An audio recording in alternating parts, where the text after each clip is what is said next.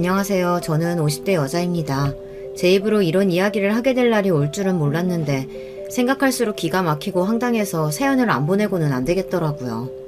지금 제 심정 같아서는 길에 지나가는 사람이라도 붙잡고 하소연을 하고 싶을 정도로 제 속이 말이 아닙니다. 저는 지난 30년이 넘는 결혼 생활 동안 혼자 살았다고 해도 과언이 아닐 정도로 외로운 결혼 생활을 유지해왔어요. 이런 이야기 해봐야 제 얼굴에 침 뱉기라는 건 알지만 해야겠네요.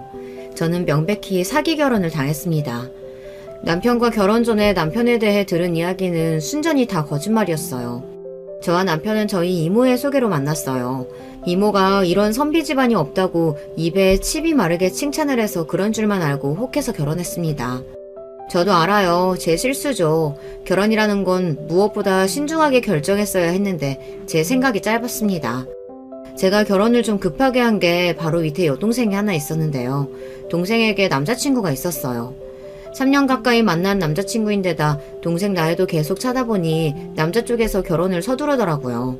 동생도 그 남자랑 지금 당장 결혼하고 싶다고 난리인 상황이었는데 바로 위에 언니인 제가 시집을 안 가고 있으니 부모님께서 빨리 선이라도 봐서 시집을 가라고 성하였어요. 그런 상황이다 보니 저는 등 떠밀려서라도 결혼을 해야 했습니다. 남편은 저희 친정 바로 옆 동네에 사는 집안의 둘째 아들이에요. 사남매 중 둘째로 위로 형 하나, 밑으로 남동생 하나, 여동생 하나가 있었습니다. 시부모 될 사람들이 내가 잘 아는 사람들인데 시아버지가 동네에 땅도 많고 집도 기와집에 좋아. 큰아들은 배 탄다고 결혼도 안 하고 살면서 이 나라 저 나라 돌아다닌다고 하니 얼굴 보기도 힘들대. 그래서 부모 둘 다 둘째한테 의지를 많이 한다고 하더라고. 내가 듣기론 둘째 아들이 장남이나 다름없어서 나중에 재산도 다 둘째한테 물려준다고 하더라. 20대 초반까지 도시에는 나가본 적도 없이 시골에서만 살았으니 제가 세상 물정이라고 알았겠어요. 그저 남자가 착실하고 시부모님이 돈이 좀 있다고 하니 그거면 됐다 싶어서 얼른 선자리에 나가 남자를 만났습니다. 남편을 처음 만났을 때는 다행이다 싶었어요. 저랑 1살 차이밖에 안 난다고 해서 젊을 줄은 알고 있었는데 사람이 키도 훤칠하고 인물도 나쁘지가 않은 게 괜찮더라고요. 겉으로 봐서는 멀쩡해 보이니 저는 고민할 거 없이 시집가도 되겠다 싶었습니다. 그런데 바로 그때부터가 제 인생의 비극 시작이었죠. 이모가 말한 건 다 그냥 동네에 떠도는 이야기일 뿐 사실과는 거리가 멀었습니다. 시부모님이 집이 한 채 있기는 했는데 기와집도 아니었고 당시에도 이미 70년, 80년은 된 시골집이었어요. 시부모님이 집 앞에 농사를 짓는 땅이 조금 있었는데 크게 돈이 될 정도로 좋은 땅은 아니었습니다. 그냥 시골에서는 흔한 보통 집안이었죠. 거기다가 그렇게 점잖은 선비 집안이라고 칭찬을 하더니만 그 말도 틀린 말이었어요. 알고 보니 시어머니가 남편의 친엄마가 아니더라고요. 동네 사람들한테 들은 이야기인데 시아버지가 젊어서부터 조강지처를 놔두고 바람을 피워 둘째 부인을 둔 거라더군요. 시아버지께서는 30년 넘게 두 집을 오가며 살림을 하셨고 남편과 바로 위에 큰형을 낳아주신 친어머니는 몇 년 전 돌아가셨답니다. 그래서 둘째 부인이 이 집에 들어와 조강지처 흉내를 내는 거였어요. 당시에 시골에서는 그런 일이 흔하게 있었다고 해도 저희 시댁이 그런 집안일 거라고는 상상도 못했습니다. 왜 옛말에 바람은 유전이라고 아버지가 바람 피우면 그 집 아들이 똑같이 닮는다고들 하잖아요. 진작에 시아버지께서 두 집 살림을 하고 다니는 분이라는 걸 알았다면 남편과의 결혼을 고민했을 거예요. 제 남편도 시아버지처럼 구는 꼴을 볼 수 없으니까요. 더군다나 저는 결혼하자마자 시댁에 들어가 살았기 때문에 시집살이까지 해야 했어요. 물론 시아버지께서 따로 집 얻어줄 돈이 없으니 들어와 살라고 하신 거긴 하지만 만약 남편이 친자식이 아니라는 걸 미리 알았다면 어떻게든 핑계를 만들어서라도 시댁에 들어가지 않았을 거예요. 결혼해서 시댁에 살면서 제가 좀 많이 힘들었거든요. 저 혼자 6식구 살림을 다 도맡아 했어요. 새벽부터 일어나 밥 차리고 남편 출근시키면 곧바로 시부모님 농사일 돕고 또 밥하고 시누이랑 시동생 빨래까지 하며 한시도 못 쉬고 그러고 살았습니다. 제가 결혼할 당시에 남편 아래 아직 미혼인 남동생 하나, 여동생 하나 둘이 있었거든요. 둘 다 둘째 어머니인 현 시어머니께서 낳은 자식들이었죠. 제가 시어머니께서 둘째 어머니라는 걸 알기 전부터 좀 이상했던 게 시어머니께서 유난히 남편을 천대하기는 했어요. 남편이 무슨 말만 하면 무시를 하더라고요. 한 번은 그런 적이 있었습니다. 시아버지께서 농사를 지으시다 허벅지 주변에 수포 같은 게 잔뜩 생겨서 아프다고 하시더라고요. 남편이 보자마자 대상포진 같다고 얼른 병원에 가자고 했습니다. 에이, 대상포진이면 아버지 저렇게 식사도 못하셔. 봐, 밥만 잘 드시잖아. 밭에서 벌레 물린 거 아니야? 벌레 물렸다고 저렇게 수포 생길 리가 있어? 대상포진 맞다니까. 아버지, 얼른 저랑 병원 가요. 시아버지의 허벅지를 보고 남편과 시동생이 티격태격하니 시어머니께서는 기다렸다는 듯 시동생 편을 드시더니 남편에게 무안을 주시더라고요. 고등학교도 다니다가 그만둔 놈이 뭘 한다고 하는 척이야. 셋째 말대로 이거 밭에서 일하다가 벌레 물린 거니까 약 바르고 하루 쉬시면 괜찮아질 거야. 그때는 시어머니가 남편의 친엄마가 아니라는 걸 몰랐을 때다 보니 저는 듣는 내내 기가 막혔습니다. 세상에 뭐 저런 엄마가 다 있나 싶더라고요. 그때야 아들이라면 엄마들이 다 쩔쩔매면서 떠받다 들던 때였는데 아무래도 이상하다 싶었죠. 그런데 시아버지께서 대상포진이 맞았습니다. 괜히 시동생과 시어머니 말대로 약만 바르고 집에 계셨다가 다음날 증상이 더 심해지셔서 남편이 출근도 못하고 시아버지를 업고 병원에 달려갔어요. 아이고, 우리 둘째 아들 아니었으면 죽을 뻔했네. 셋째랑 당신은 알지도 못하면서 무슨 벌레 물린 거라고 설레발을 치고 있어. 계속 모르고 약만 발랐으면 큰일 날 뻔했잖아. 금방이라도 죽을 것 같다고 소리를 지르시던 시아버지는 병원에 가자마자 대상포진 진단을 받고 치료를 받고 오시고는 금방 나아지셨습니다. 시아버지는 이게 다 남편 덕이라고 시어머니와 시동생을 나무라셨어요. 둘째 너는 어쩜 딱 보고 대상포진인 줄 알아? 우리 둘째 똑똑하네. 그게 어머니께서 돌아가시기 전에 대상포진으로 며칠 동안 고생하시던 게 기억나서요. 어머니는 등에 비슷한 모양으로 생겼었거든요. 아이고, 을사납셨네, 을사납셨어. 그날 일로 남편과 시어머니의 관계를 확신했습니다.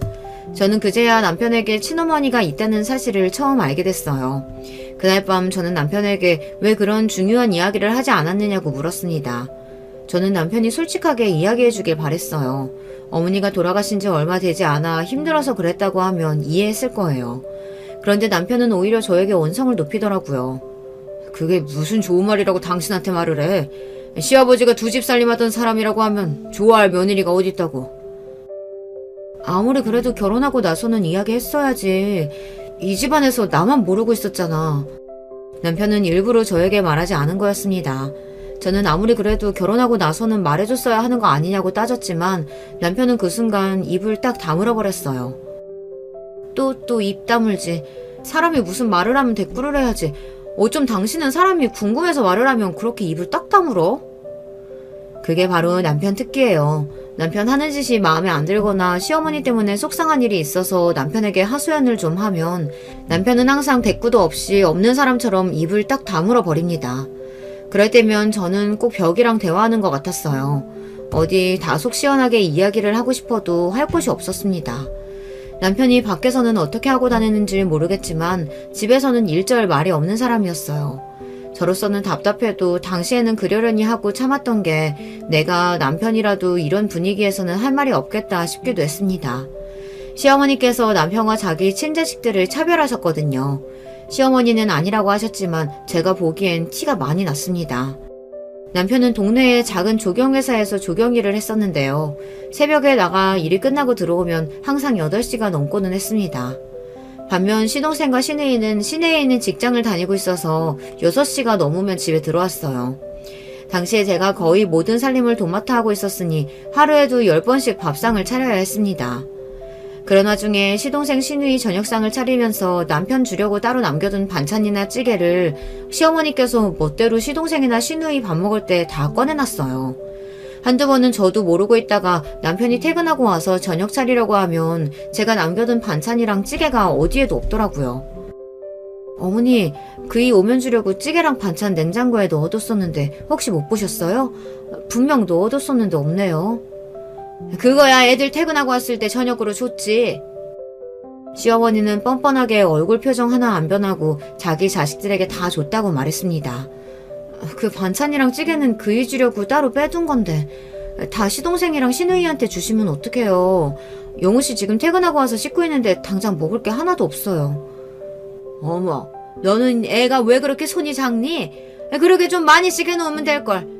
몰라, 네 남편 먹을 거니까 지금이라도 얼른 해서 주면 되지. 정 먹을 거 없으면 라면이나 하나 끓여줘. 세상에 어쩜 저렇게 티를 내는데 제가 어떻게 모를 수가 있겠어요.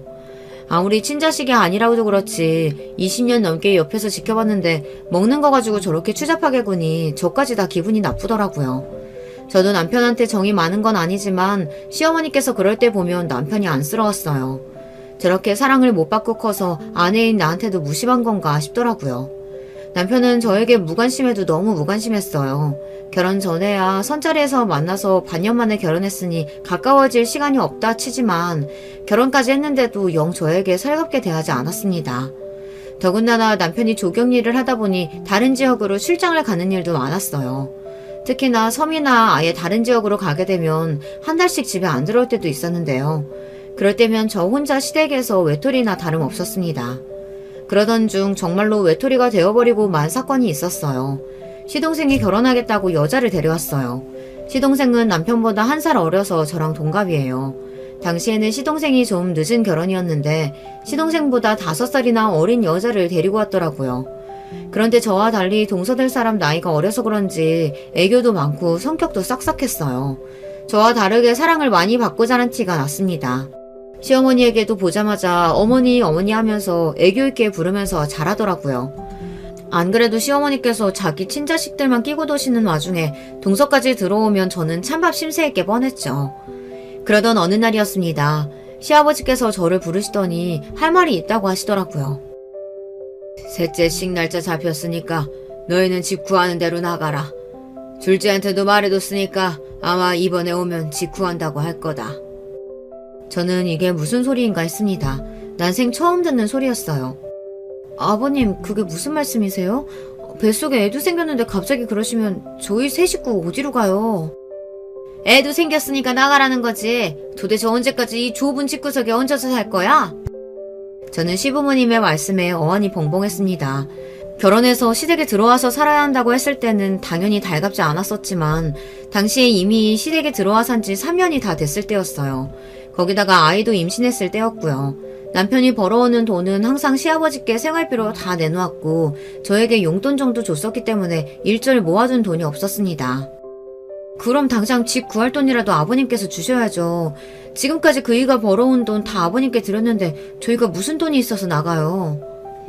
지금까지 시부모님께 불만이 없었던 건 아니지만 며느리로서 시부모님께 또박또박 돈 가지고 따질 수 없어서 참고 있었던 거예요. 그런데 시동생이 결혼해서 당장 들어와야 한다고 저희더러 갑자기 나가라고 하시니 기가 차더라고요. 어허, 이게 다 무슨 소리야? 내가 받은 건 너희가 우리 집에 얹혀 사니까 당연히 생활비조로 받은 거지. 내가 그 돈을 왜 줘? 부모 자식 사이에 이런 경우는 또 처음 봤습니다. 저희 친정에서는 아무리 사정이 좋지 않아도 자식들한테 힘든 일이 있으면 어떻게 해서든 도와주시려고 하세요. 그런데 시부모님은 지금까지 3년 동안 남편이 벌어다 온 돈을 다 가져가시고는 이제 와서 그건 당연한 돈이라고 하시면서 빈몸으로 나가라고 하시더라고요. 그날 저는 결혼하고 처음으로 남편이 얼른 돌아오길 기다렸습니다. 그동안 한 번도 외지로 떠난 남편을 기다려본 적이 없었는데 그날은 한시라도 빨리 남편이 돌아왔으면 싶더라고요. 그런데 제가 믿을 사람을 믿었습니다. 남편은 시아버지에게 따질 생각이 없었어요. 역시나 입을 꽉 다물고는 한마디도 하지 않고 그대로 짐을 싸더라고요.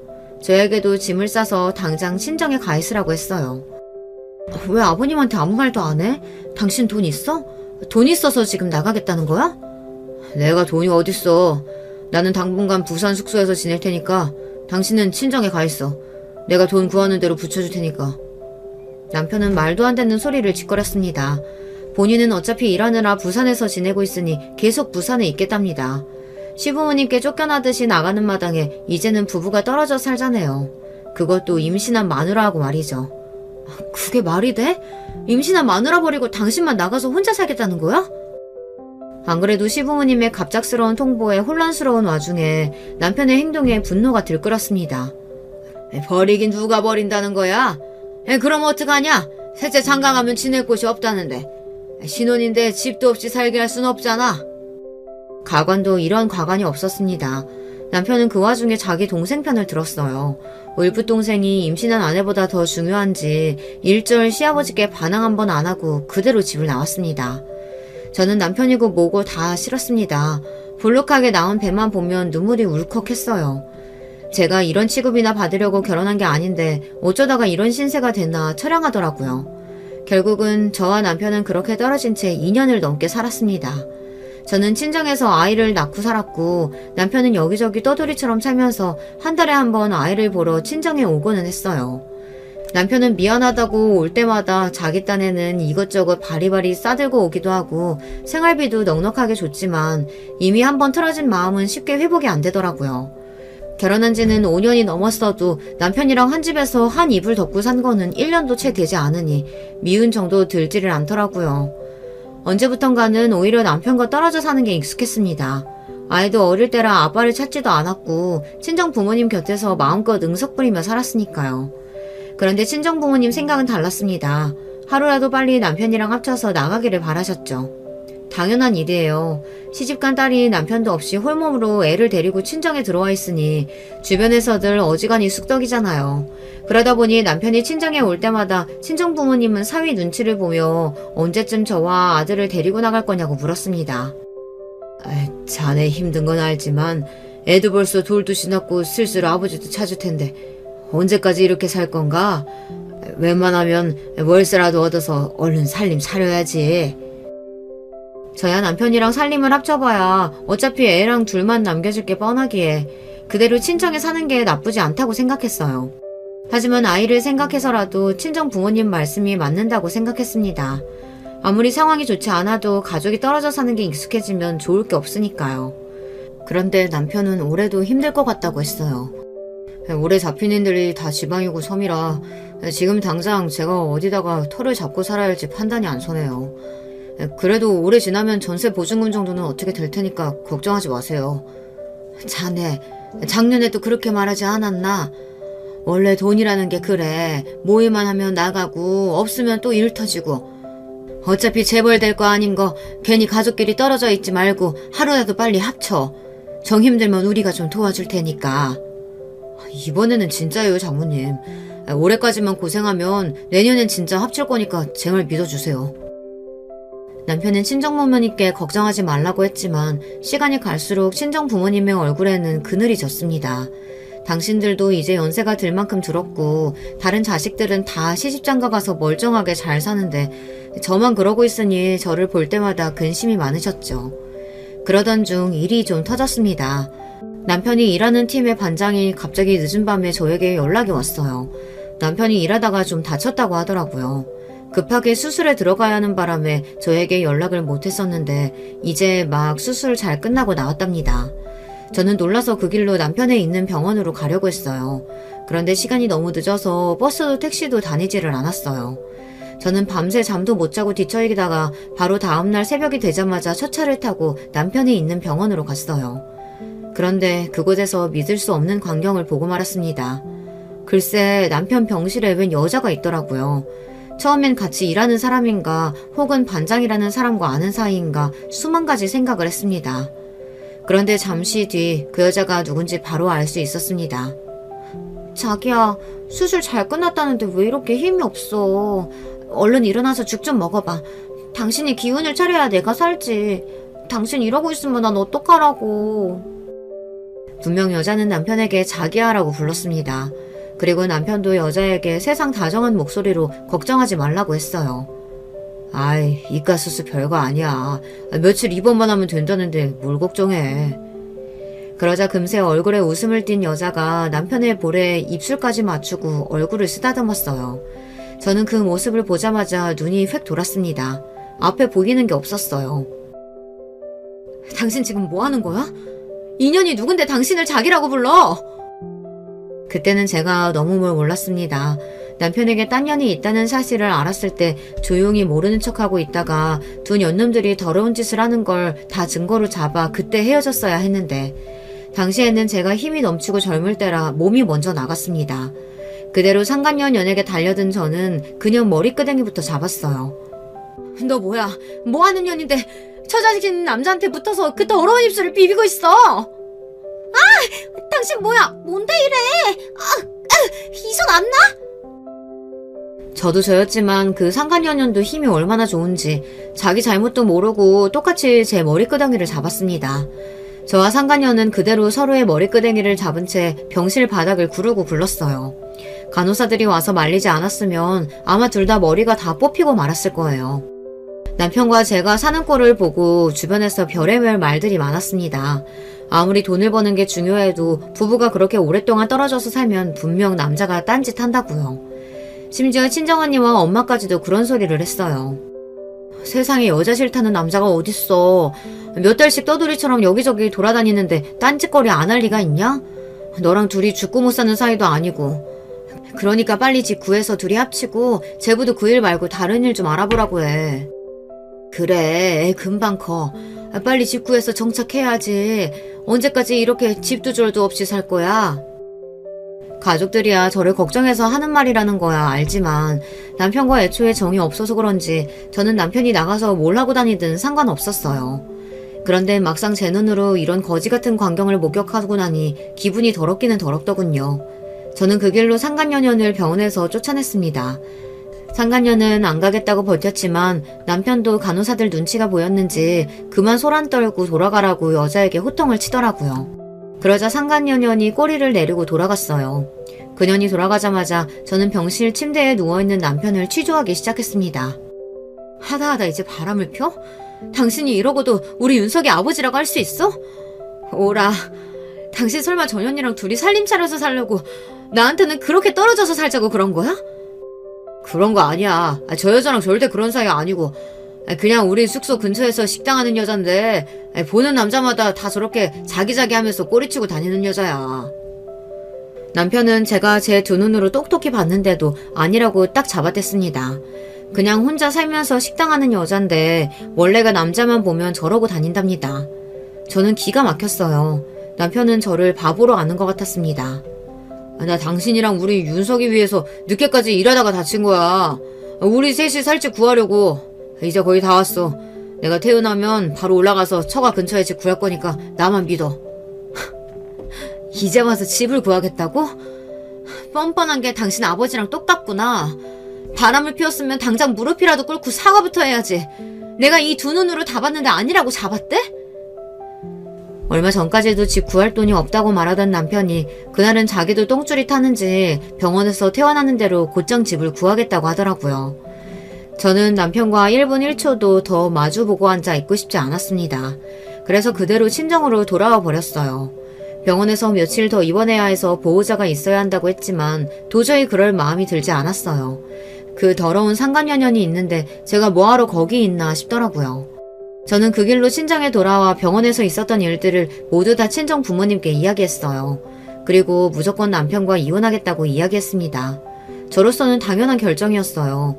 지독하게 사랑해서 한 결혼은 아니었지만 그래도 5년 가까이 자식까지 낳고 살면서 외롭고 힘든 시기가 있었어도 저는 남편 하나 믿고 여기까지 왔습니다.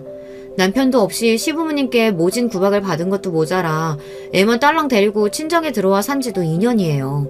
제가 홀로 고군분투하고 있을 때 남편이라는 인간은 딴 년이랑 붙어서 시시덕거렸다는 사실을 알게 됐는데 어떻게 그런 인간이랑 살을 붙이고 살겠어요. 그런데 친정 부모님의 반응이 충격적이었습니다. 제 이야기를 다 들으시고는 친정 부모님은 이혼은 절대 안 된다고 하셨어요. 이혼이라니? 너 제정신이야? 집안 망신을 시켜도 유분수가 있지. 이혼은 절대 안 돼. 그래, 자식이 버젓이 있는데 부모가 이혼하면 저 어린 건 어떻게 살라고. 신서방이 절대 바람 아니라고 했다며. 괜히 아픈 사람 자극해서 일 키우지 말고 신서방이 지 구하는 대로 같이 나가서 살아. 부부는 원래 지지고 볶으면서 한 입을 덮고 자는 거야. 제가 잘못 생각해도 한참을 잘못 생각했더군요. 우리 부모님만큼은 당연히 제 편일 줄 알았는데 아니었어요. 이혼만은 절대 안 된다고 하셨습니다. 그 인간이 아무리 아니라고 해도 난 못 믿어. 내가 분명히 이 두 눈으로 봤다니까? 둘이 자기자기 하면서 어쩔 줄 모르는 거? 난 이혼할 거야. 저는 억울하고 속상해서 눈물이 다 났습니다. 저는 끝까지 이혼하겠다고 울분을 토해냈어요. 그런데 부모님은 제 말을 들어주지 않았습니다. 말 같지도 않은 소리 하고 있네. 내가 너 이혼하는 걸 보려고 지금까지 참고 데리고 산 줄 알아? 네 일은 내가 알아서 할 테니까 그런 줄 알아. 이혼만은 절대로 안 된다고 우기시던 친정아버지는 심지어 남편에게 직접 전화까지 해서 당신이 가진 돈이 있으니 당장 집 구하는 데에 보태서 저를 데리고 나가라고 하셨답니다. 이래서 부부가 떨어져 살면 안 되는 거야. 별거도 아닌 일로 서로 오해 생기잖아. 내가 가진 돈 싹 다 줄 테니까 지금 당장 집부터 구해. 알겠나? 네, 장인어른. 제가 설마 제 새끼 놔두고 그런 파렴치한 같은 짓을 하겠어요. 절대 아닙니다. 장인어른께서 도와주시면 제가 곧바로 집 얻어서 애들 엄마랑 우리 윤석이 데리고 나올게요. 세상에 믿을 사람 없다더니 저는 친정부모님께 마저 버려졌어요. 친정부모님은 딸내미 이혼녀 되는 게 싫어서 그런 더러운 놈이랑 살라고 하셨어요. 그때가 아마 제 인생에서 가장 힘들었던 시기인 것 같아요. 남편도 부모님도 누구 하나 진심으로 저를 위하는 사람이 아무도 없다는 사실에 저는 절망해서 아무런 의욕조차 없었어요. 그런 저에게 하나 남은 건 집이었습니다. 정말 제가 이혼이라도 하겠다고 할까봐 겁이 나기는 했는지 남편은 그동안 모은 돈을 다 내놓았어요. 그 돈이랑 친정아버지께서 도와주신 돈까지 하니까 못해도 전망 좋은 동네에 간단하게 농사 지을 수 있는 땅까지 있는 집 정도는 살 수 있겠더라고요. 저는 복잡한 생각 같은 건 다 떨쳐내자 싶어 아들을 데리고 다니며 여기저기 좋은 집을 보러 다녔습니다. 그리고 남편과 친정아빠 돈으로 제가 원하는 동네에 원하던 집을 덜컥 사버렸어요. 인간에게 대인 마음을 이 좋은 집에서 아들과 치유하자 싶었거든요. 그럴 수밖에 없었던 게 남편이라는 인간은 개차반 중에 개차반이었어요. 저나 친정부모님 앞에서 바람 같은 거 피운 적 없다고 그렇게 딱 잡아떼던 인간이 알고 보니 바람 피우는 게 일상이더라고요. 한 번은 여름 휴가라 남편이 집에 온 적이 있었는데요. 아들도 고학년 때라 방학을 맞이해서 오랜만에 셋이 여행을 갔습니다. 남편이야 워낙 전국 여기저기를 돌아다니는 사람이다 보니 좋은 곳을 많이 알더라고요. 오랜만에 온 남편이 아들을 데리고 물놀이도 하고 낚시도 같이 해주는데 그 모습을 보니 저도 마음이 좋았습니다. 저에게는 나쁜 남편이라도 아들에게는 좋은 아버지일 수 있으니까요. 남편과 아들이 물놀이를 하고 둘이 샤워를 하러 들어갔어요. 저는 아무렇게나 벗어둔 남편의 옷과 가방을 정리했습니다. 그러던 중 보지 않았으면 좋았을 걸 보고야 말았어요. 남편 가방 앞주머니에 작은 수첩이 하나 있더라고요. 저는 이게 뭔가 싶어서 수첩을 열어봤습니다. 그런데 수첩에는 알 수 없는 이름들과 전화번호, 주소가 가득 적혀 있더라고요. 보은 홍디귿 송이응 369-3987 밀양 달콤 디귿 2999103 이게 다 뭐야? 무슨 이름이 이래? 저는 수첩을 유심히 노려보다 도저히 무슨 뜻인지 이해가 안 돼서 한참을 멍하니 있었습니다. 그러다가 뭔가 머리에 번뜩이는 게 있어서 설마 하는 마음으로 곧장 전화기를 들었습니다. 그리고 수첩에 적혀있는 번호로 무작정 전화를 걸었어요. 네, 홍다방입니다. 혹시 거기 송씨 아가씨 있나요? 송양? 지금 출장 나갔는데. 무슨 일이세요? 역시나 제 생각이 맞았습니다.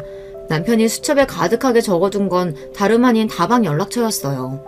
남편은 일하러 지방 현장에 갈 때마다 그 동네 다방년들이랑 영신 놀아난 거죠. 남편은 여자 없이 못 견디는 개자식이었어요. 핏줄이라는 게 참 이상합니다. 자기 아버지가 두 집 살림하고 살면서 평생 마음고생하며 산 어머니를 보고 살았으면서도 남편은 영락없이 자기 아버지를 빼다 박았어요. 아니, 어쩌면 시아버지보다도 남편이 더한 인간일 줄 모릅니다. 적어도 시아버지는 본인이 저지른 일을 책임지고 살았지만 남편은 말 그대로 자기 꼴리는 대로 추잡하게 사는 거니까요. 남편이 개차반이라는 사실을 알고도 같이 사는 저를 보고 언니는 한심하다는 듯 혀를 찼어요. 매일 개집질이나 하고 다니는 놈이 뭐가 좋다고 밥 차려주고 빨래해주냐고요. 제가 설마 그런 인간이 좋아서 참고 살겠어요? 아닙니다. 제가 할 수 있는 선에서 최선의 복수를 하고 살았어요. 이미 아들까지 있는 여자가 여자라면 환장하는 남편에게 할 수 있는 복수가 이혼밖에 없으니까 저는 그렇게 생각하지 않았어요. 저의 목적은 딱 두 가지였습니다. 첫째는 아들이 아버지라는 인간이 개차반이라는 사실을 모르고 아버지를 존경하고 사랑하며 클 수 있게 자라도록 하는 것이었어요. 그리고 남편의 모든 경제권을 제가 갖는 것이었어요. 저는 이 두 가지를 모두 다 이뤄냈습니다. 친정을 나와 집을 사고 난 뒤 남편은 딴짓거리라다 저에게 걸린 적이 있었어요. 그럴 때마다 병신 같은 남편은 저에게 이혼만은 안 된다고 빌었습니다. 우리 윤석이 아버지 없이 자라게 할 순 없잖아. 내가 다시는 안 그럴 테니까 당신이 한 번만 용서해줘. 이번엔 진짜야. 믿어줘. 좋아. 대신 조건이 있어. 당신 월급 들어오는 통장 내놔. 앞으로 내가 돈 관리할게. 그럼. 앞으로 우리 윤석이 앞으로 돈 들어갈 때 많은데 당신이 알아서 관리해야지.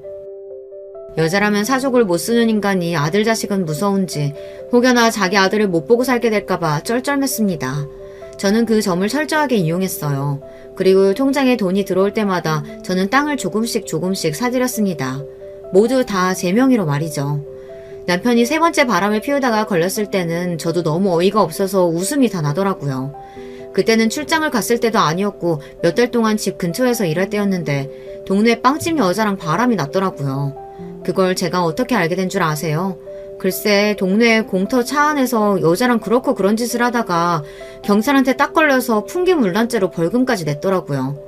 그런 일까지 있고 나니 제 눈에 남편은 그냥 정신병자였어요.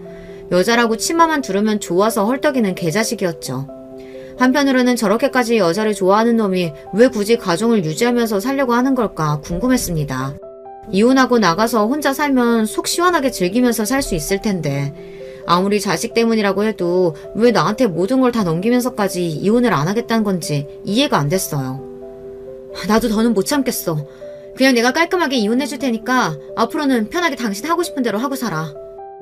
돈이고 자식이고 그런 꼴까지 보고 나니 도저히 참아줄 수가 없었어요. 그때는 정말 이혼하려고 했어요. 그런데 그 순간에도 정신 나간 남편이 하는 말이 기가 막혀서 말문이 다 막히더군요. 나한테 당신이 있으니까 딴 여자 만나고 다니는 게 재미도 있는 거지. 당신이 없으면 내가 여자를 뭐하러 만나. 다시 생각해도 남편은 정상이 아니에요. 그러니까 이 인간은 마누라 고생시키면서 그냥 바람 피우는 걸 즐기는 변태 정신병자였습니다. 그런 소리까지 들으니 남편이 인간이라는 생각이 안 들더군요. 괴물이나 다름없었습니다. 그쯤 되니 저는 모든 걸 다 내려놓았어요.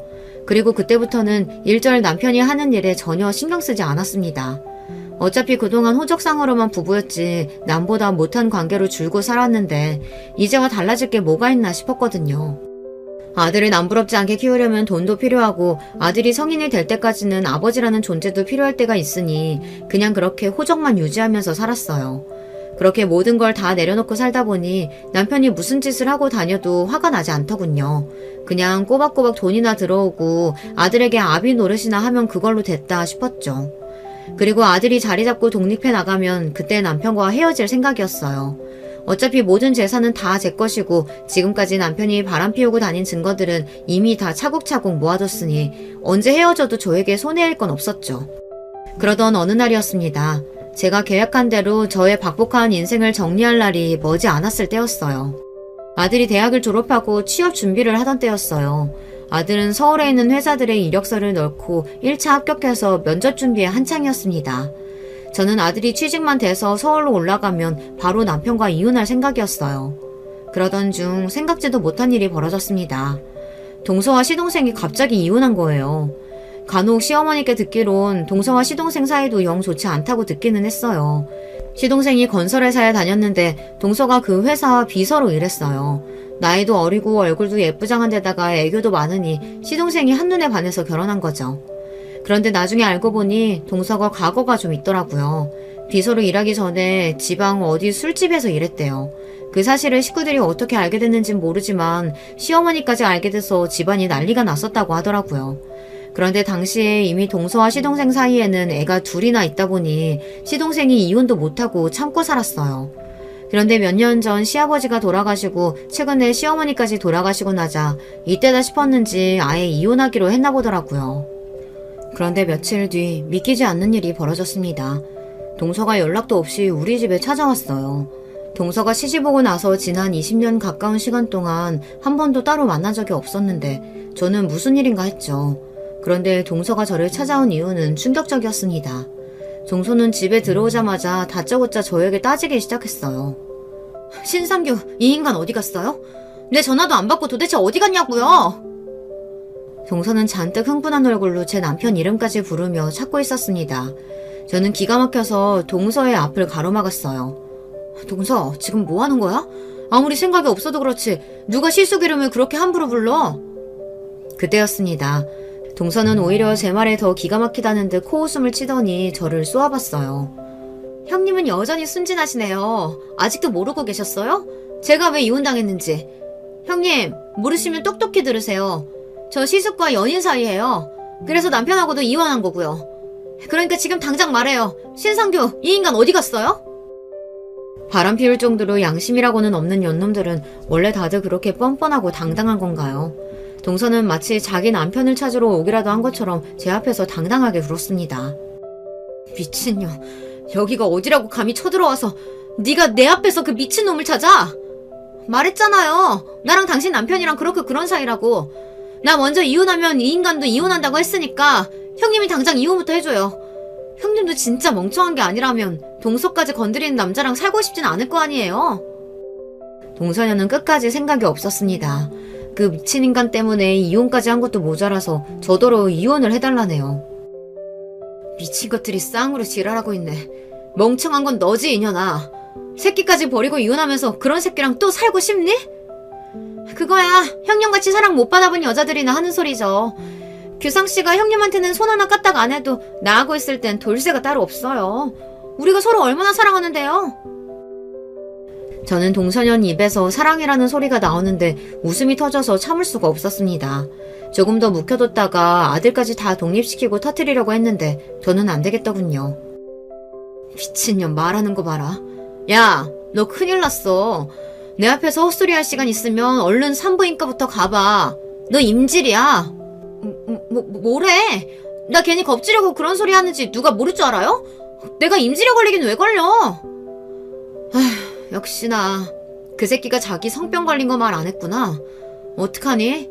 그 인간 얼마 전부터 오줌도 못 나올 정도로 아파서 떼굴떼굴 구르다가 병원 갔더니 임질이라더라. 상태가 심각해서 내가 아예 입원시켰어. 그거 보고 싶으면 가봐. 내가 병원 알려줄 테니까. 뭐야? 미친 새끼. 어쩐지 며칠 전부터 몸이 이상하더니만. 동서녀는 그대로 제 몸을 벅벅 긁더니만 어쩐지 이상하다고 했어요. 이제야 알았어? 그 새끼 그거 완전 성중독이야. 너 만나면서도 연신 방석집 드나드는 거 내가 몇 번이나 봤어.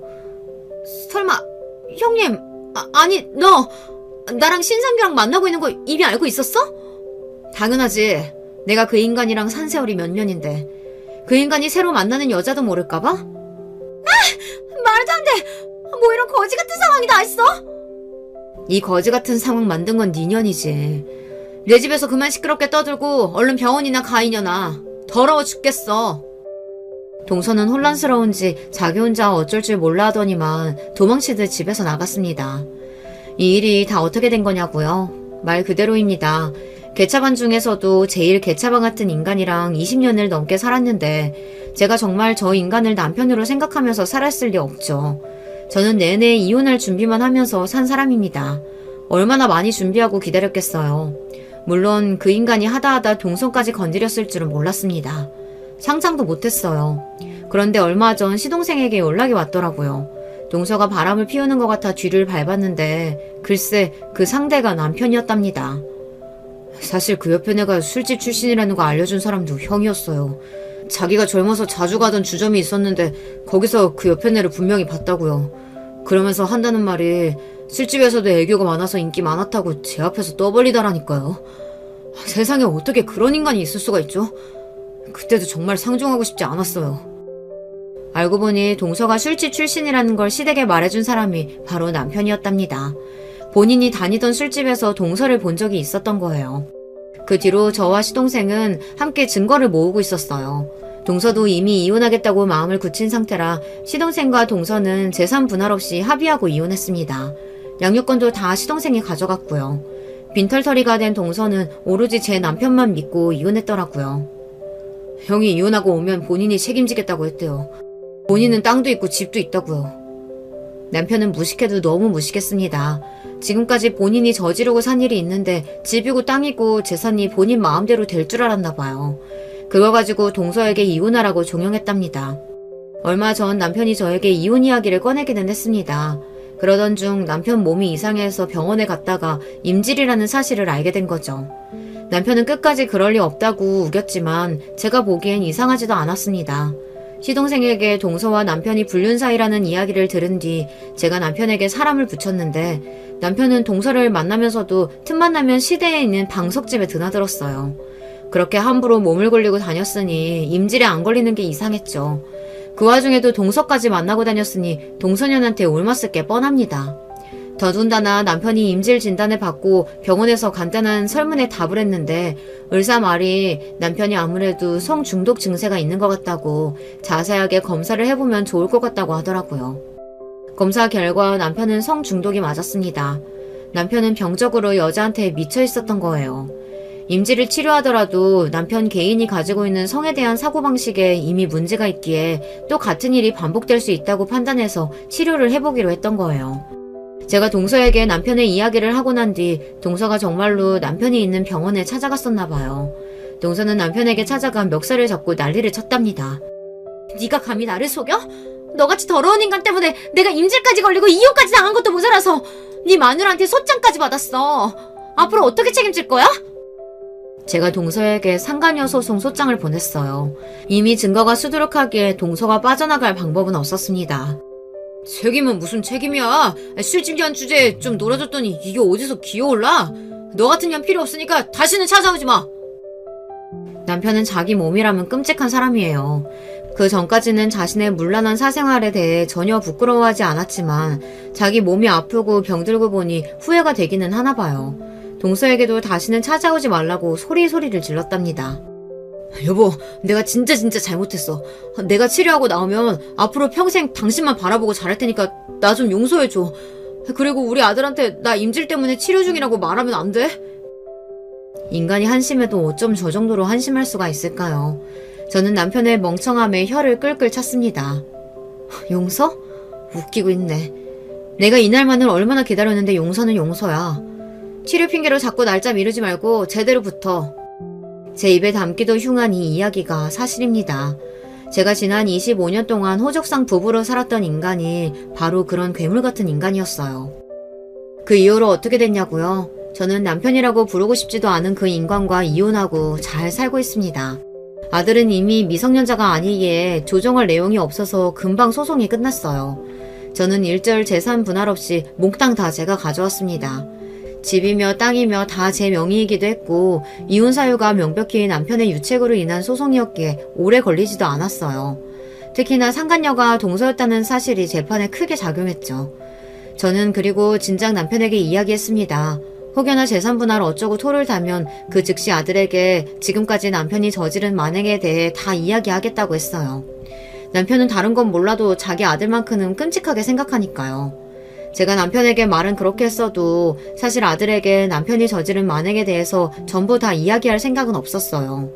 저에게는 세상 쓰레기 같은 인간이었어도 어찌됐든 아들에게는 아버지니까요. 정확한 이혼 사유에 대해서는 아들에게 이야기하지 않았습니다. 시동생도 아이들에게는 동서와 남편의 일에 대해 이야기하지 않았거든요. 언젠가 아이들이 알게 될 수도 있지만 어떻게든 평생 모르게 하고 싶어요. 저는 이혼 후 집과 땅 모두 정리해 얼마 전 아들이 있는 서울로 올라왔습니다. 남편과 이혼 사실에 아들이 많이 놀라긴 했지만 아들도 성인이다 보니 저의 결정에 존중해줬어요. 저는 현재 어느 때보다 행복한 시간을 보내고 있습니다. 50년 넘게 산 세월 중에 지금처럼 속이 편안한 시간은 처음인 것 같아요. 반면 남편은 지난 세월 본인의 업보를 치르는 중입니다. 남편은 현재 지자체에서 운영하는 중독치료센터에 들어가 있어요. 성병에 걸린 이후 치료를 하고 나서도 후유증이 심해서 고생 중이라고 하더라고요. 요도염이 심해져서 전립선 기능에 문제가 생겨 아직도 치료 중이라고 합니다. 가끔 남편에게 한두 번 전화가 와서 알게 된 건데 저는 듣고 싶지 않아서 다시는 전화하지 말라고 했습니다. 남편이 아들과 따로 연락하고 싶어 하는 건 같았지만 치료센터에서 나온 이후에 연락하라고 했어요. 아들은 남편의 문란한 사생활에 대해 전혀 모르고 있는데 갑자기 치료센터에 있다고 하면 충격을 받을 테니까요. 제 주변 지인들은 저를 이해 못해요. 그런 인간 뭐가 불쌍하다고 굳이 왜 자식 앞에서 체면을 차려주냐고요. 아들도 다 컸는데 그냥 다 솔직하게 이야기하라고 합니다. 한 가족이고 자식이니 현실을 알아야 한다고요. 여러분의 생각은 어떠세요? 지금까지 결혼 생활 동안 남편이 저에게 저지른 만행들을 아들이 알게 하는 게 정말 잘하는 짓일까요? 저는 아니라고 생각합니다. 하지만 만약 제 생각이 틀린 거라면 어떡하죠? 아들도 남편과 같은 남자이니 자신의 아버지가 그런 사람이었다는 걸 아는 게 나은 걸까요? 여러분의 의견 댓글로 남겨주시면 읽어보고 참고하도록 하겠습니다. 지금까지 저의 긴 막장 스토리 끝까지 읽어주셔서 감사해요. 여러분의 가정에는 언제나 즐거운 일만 가득하시길 바라겠습니다. 안녕하세요. 저는 서울에 거주하는 50대 여자입니다. 오늘은 너무 다사다난했던 제 인생 얘기를 해보려고 해요. 사연 없는 사람이 없다고 하지만 저는 제 인생이 어디 가서 사연으로는 빠지지 않는다고 자신 있게 말할 수 있습니다. 이렇게 말하면 제가 어렸을 때부터 찢어지게 가난해서 입에 풀칠하기도 힘들었던 것 같죠? 놀랍게도 전혀 아니랍니다. 저는 아주 부유한 집안에서 태어났어요. 정확히 말하면 증조 할아버지 때부터 부유했다고 해요. 사장님, 좋은 아침입니다. 오늘은 거래처에 볼 일이 있으시다고 들었어요. 거기로 바로 안내하겠습니다. 아빠는 출퇴근도 기사 아저씨가 해줄 정도였습니다. 아빠의 회사는 국내에서 유명한 제조업 회사였는데 덕분에 잘하면서 돈 걱정은 해본 적이 전혀 없어요. 엄마도 유명한 집안이라 돈이 많았고 저는 금지옥역 외동딸로 구김없이 자랐습니다. 학교에서 선생님들이 예뻐해 주셨고 친구들과 교육관계도 아주 좋았어요. 그렇게 고등학교를 졸업한 저는 국내에 있는 유명한 여자대학교에 입학했습니다. 그리고 어떤 남자를 만나게 되었어요. 그 사람의 이름은 김진석이었고 제 첫사랑이었습니다. 진석이는 저와 동갑이었는데 매우 활발하고 다정한 사람이었어요. 서로 첫눈에 반해 무려 4년을 사귀었는데 한 번도 싸운 적이 없답니다. 그러다 대학을 졸업하고 진석이와 결혼하려 했는데 집에서 심하게 반대하셨어요. 말이 되는 소리를 해라. 미자야, 우리가 어떤 집안인데 저런 별 볼 일 없는 놈과 결혼하려고 하는 거니? 내가 너를 어떻게 키웠는데 당장 저놈과 헤어져. 아빠, 저는 진석이가 아니면 결혼하고 싶지 않아요. 제가 얼마나 저 사람을 사랑하는지 아빠도 알잖아요. 제가 처음이자 마지막으로 엄마랑 아빠한테 부탁하는 거 모르세요? 잘하면서 한 번도 반항한 적 없잖아요. 제발요. 미자야, 네 마음은 알겠지만 엄마도 이건 반대야. 우리 딸의 남편은 최소한 집이 우리 정도는 아니어도 적어도 중산층은 되어야 하지 않겠니? 저런 집에 우리 딸을 시집 보내라고? 엄마는 지금 너무 끔찍해서 잠도 오지 않아. 너야말로 부모 마음을 이해 좀 해줘. 엄마까지 왜 이래? 우리는 이미 평생을 약속한 사이야. 제발 결혼하게 해줘. 제발. 보통 자식에게는 부모는 없다고 하죠. 그런데 우리 집은 예외였어요. 저는 자라면서 부모님에게 반항해 본 적이 없거든요. 그런 제가 처음이자 마지막으로 부탁한 게 제 결혼이었는데 부모님은 오히려 화를 내셨습니다. 그도 그럴 것이 상당히 재력이 있던 우리 집과 달리 그 당시 진석이의 집은 가난했어요. 저는 몰랐는데 아빠는 진석이를 몰래 찾아갔나 보더라고요. 어느 날 진석이가 저에게 이별을 고했고 제 첫사랑은 그렇게 끝나게 되었습니다. 내가 나중에 큰 사람이 되면 미자 너를 다시 찾아올게. 나는 너 아니면 안 돼. 우리가 지금은 상황 때문에 어쩔 수가 없지만 나중에 꼭 다시 만나자. 나는 진석이 너를 믿어. 너는 성실하고 꼼꼼하니까 꼭 성공할 거야. 그러니까 우리가 헤어지는 것은 그냥 잠시 떨어지는 거지 영원한 이별은 아니야. 저는 진심으로 진석이와 영영 이별하는 거라고 절대 생각하지 않았어요. 그런데 그런 저를 알았는지 부모님은 저를 강제로 미국에 유학을 보내셨습니다. 대학원을 억지로 미국으로 가게 된 저는 가서 향수병과 우울증에 걸리게 되었어요. 평생을 한국에서 살다 미국에 갔으니 적응을 잘했겠어요? 물론 외국 생활이 잘 맞는 사람이 있다고 하지만 저는 전혀 아니었습니다. 다음 주에 졸업식이야. 그거 끝나면 바로 한국으로 들어갈 거야. 엄마랑 아빠가 원하는 대학원 나왔으니까 진석이 찾아서 결혼할 거야. 제발 그 진석이란 이름 그만 꺼내. 그리고 미국에 갔으면 거기서 잘난 놈 하나 만들지. 못하러 아직도 진석이는 못 잊어?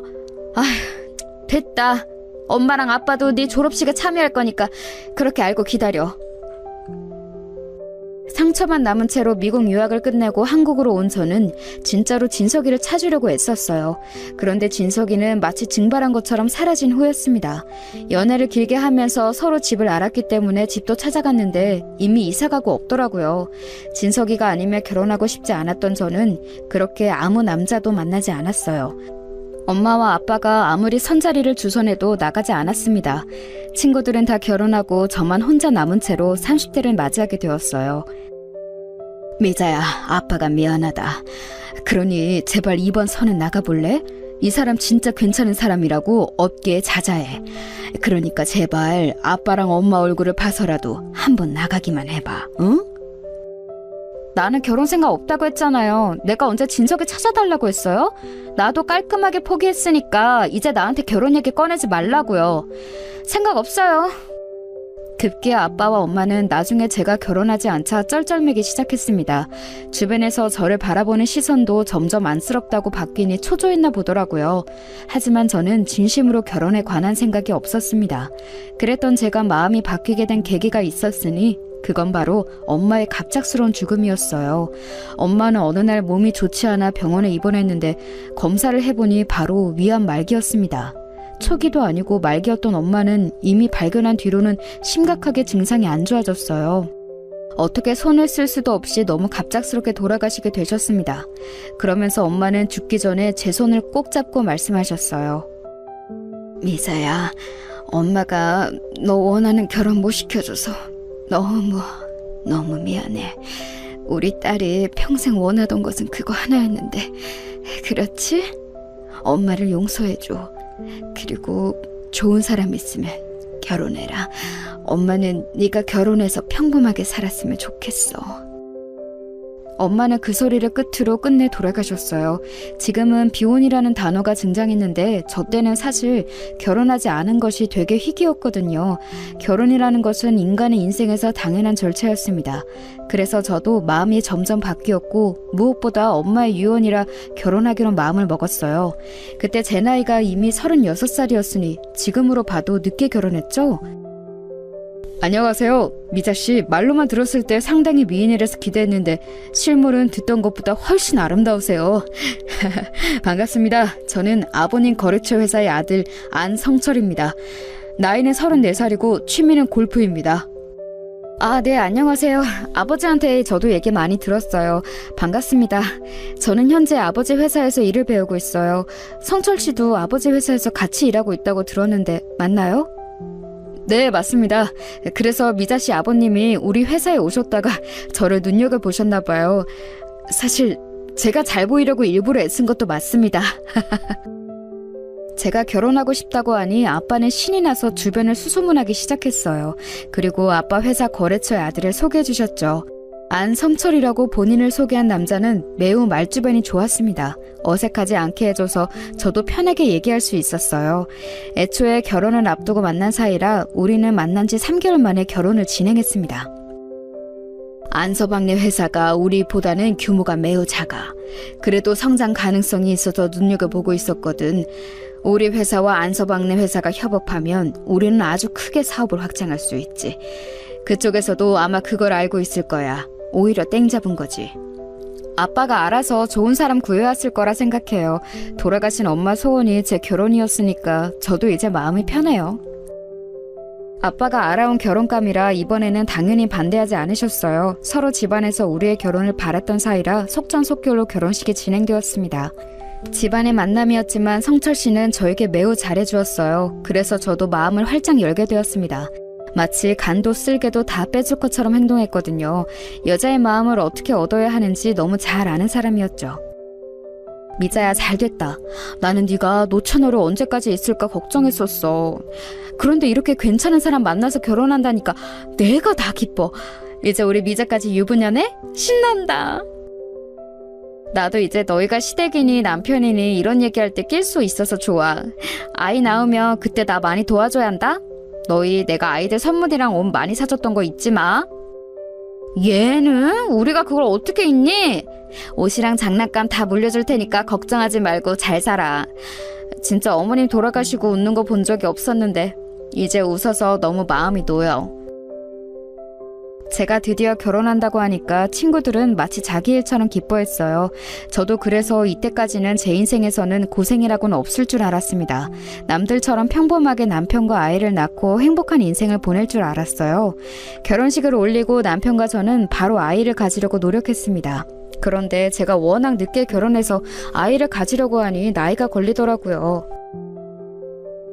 이미 지금 산모분 나이가 있어서 노산이에요. 지금 상태로는 자연 임신이 매우 힘듭니다. 인공수정을 통해 임신하셔야 하는데 그렇게 하시겠어요? 네, 저희는 임신을 꼭 하고 싶어요. 어떤 것부터 시작해야 하나요? 돈은 상관없으니까 아이만 가지게 해주세요. 간절해요. 나이도 나이였는데 제가 저때 몸 상태가 그리 좋은 편이 아니었거든요. 아빠를 도와 회사 일을 처리하느라 스트레스가 많던 시절이었습니다. 그래서 저도 임신을 하려고 해도 상황이 너무 힘들었어요.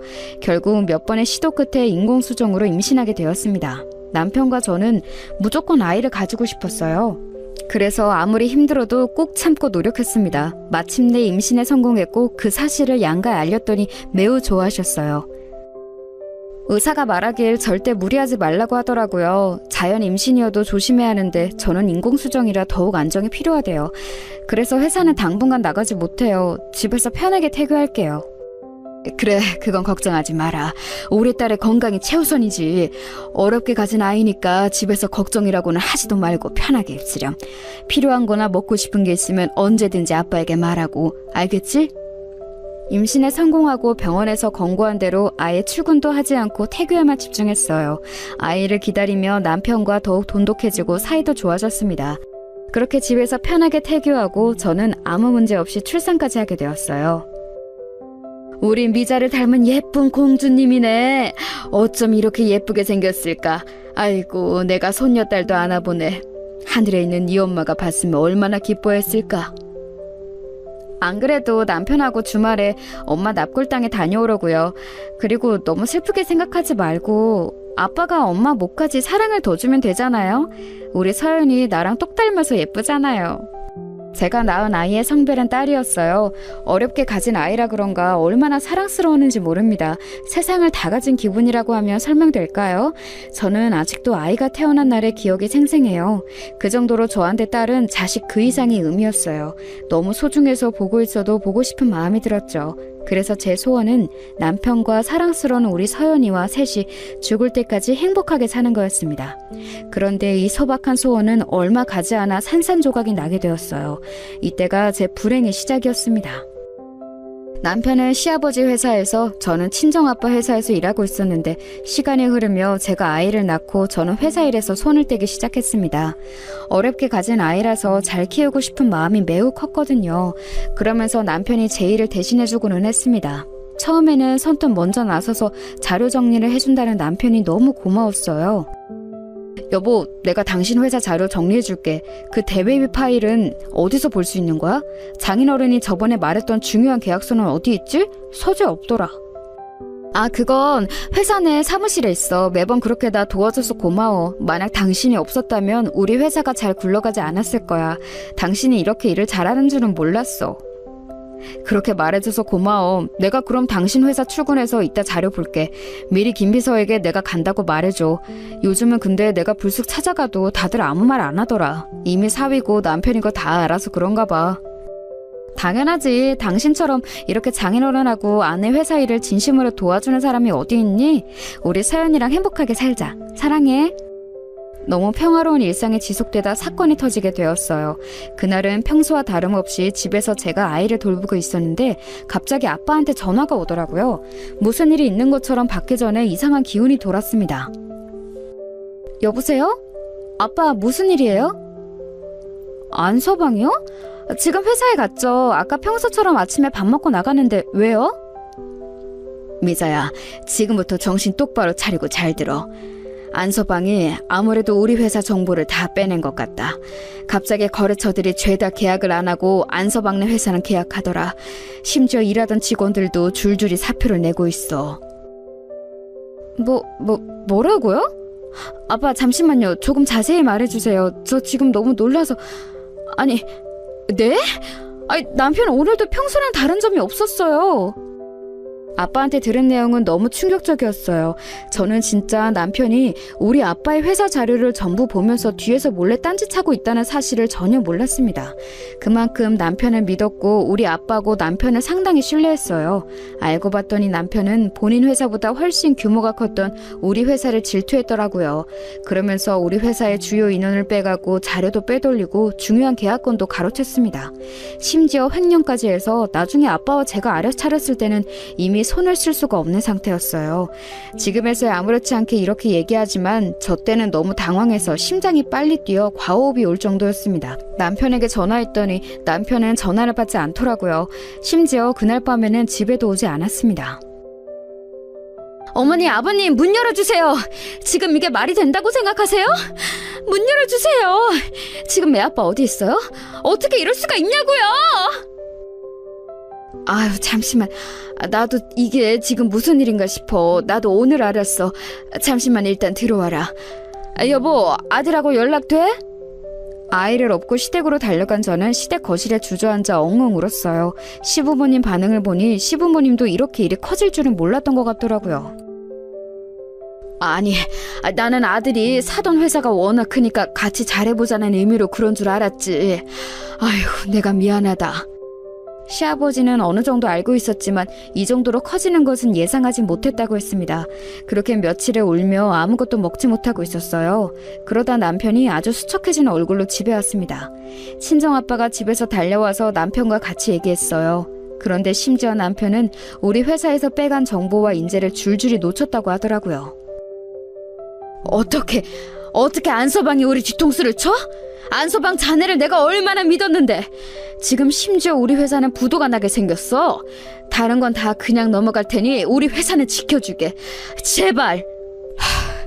저도 이러려고 그런 건 아니었는데 일이 꼬이면서 매우 커졌어요. 장인어른, 미자야, 내가 미안하다. 우리 서연이를 볼 면목도 없어. 지금 일이 다 꼬였어요. 우리 회사도 지금 부도 직전이에요. 이렇게 우리 집을 배신할 거면 당신 회사라도 살렸어야지. 지금 우리 그럼 어떡해? 당신도 우리도 지금 두 집안이 망하게 생겼잖아. 당신 제정신이야? 사람이 어떻게 이래? 권력이 눈이 멀어도 적당히 멀어야지. 처음엔 그냥 우리 회사가 당신 회사처럼 저 정도 규모가 되길 원했었어. 그래서 야금야금 빼간 것은 맞아. 그런데 그 과정에서 다 꼬여버렸어. 어떡해. 안서방, 진정하고 우리 차라리 그럼 합병이라도 하는 거 어떤가? 두 회사가 다 망하면 당장 직원들은 어떡하고 우리는 어떡해? 제발 정신 차리고 뭐라도 해보자, 응? 남편은 심지어 본인 회사까지 말아먹었어요. 나중에는 남편 회사도 망하고 우리 회사도 망해서 손을 쓸 수가 없는 지경이 되었습니다. 시아버지까지 나서서 회사들을 살리려고 했으나 이미 기울어진 회사는 돌이킬 수가 없었어요. 내가 어떻게 키운 회사인데 우리 아버지나 할아버지가 이 회사를 키우려고 얼마나 고생하셨는데 나는 그분들에게 죄송해서 죽지도 못해. 아이고. 아빠, 정신 차려요. 아빠. 119. 여보세요? 여기 사람이 쓰러졌어요. 빨리 와주세요. 친정아빠는 충격에 그대로 쓰러져서 병원에 입원하셔서 깨어나지도 않았어요. 충격이 너무 커서 마치 잠이 든 것처럼 눈을 뜨지 못하셨습니다. 그래도 호흡이 끊겨서 돌아가신 것은 아니라 그나마 다행이었죠. 너무 절망적인 그때 우리 딸의 나이가 겨우 4살이었습니다. 한창 부모 품에서 아무것도 모른 채로 자라야 하는 우리 딸에게 너무 미안했어요. 제가 다시 뭐라도 해보려고 노력했는데 4년 동안 실무에서 손을 떼고 있어서 뭐가 뭔지 모르겠더라고요. 이미 수습하려고 해도 수습할 수 없을 지경이 되었기도 했습니다. 어떡할 거야? 어떡할 거냐고!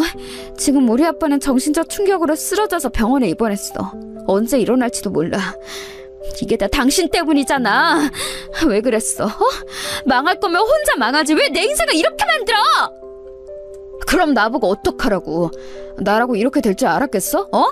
나도 지금 미칠 것 같아. 어디 가서 확 죽을까? 그럼 속 시원하겠냐? 죽긴 뭘 죽어? 장난하니?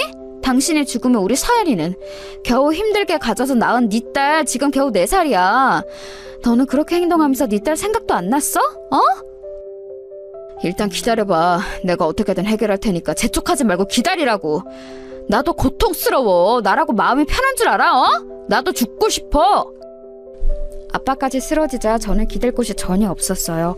너무 어린 딸은 이제 겨우 말문이 트이기 시작했는데 세상이 원망스러웠습니다.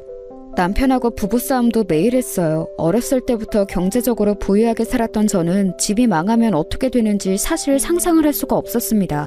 일단 급하게 살던 집을 팔고 자동차를 팔고 가지고 있던 가방도 팔았어요. 주변 지인들에게 돈을 빌려서 급한 불을 껐는데 그러면서 우리 집의 크기는 점점 작아졌습니다.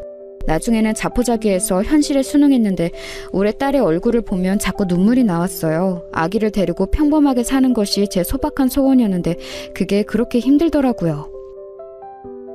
일단 내가 이모랑 삼촌들에게 말해서 급한 건은 해결했어. 당신 때문에 망했는데 왜 내가 이렇게 돌아다니면서 돈을 빌려야 해? 나 심지어 우리 서연이 손 붙잡고 돌아다니고 있어. 네가 인간이니? 어? 나도 열심히 빌리고 있어.